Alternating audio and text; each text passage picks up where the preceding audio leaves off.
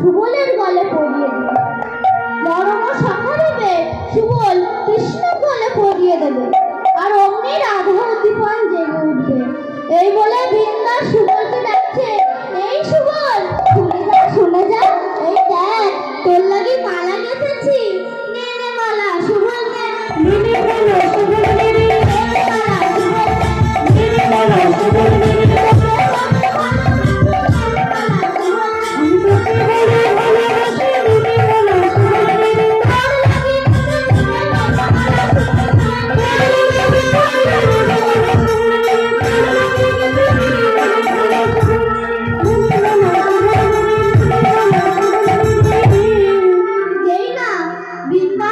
সুবলের গলে মালাটা পরিয়ে দিয়েছে।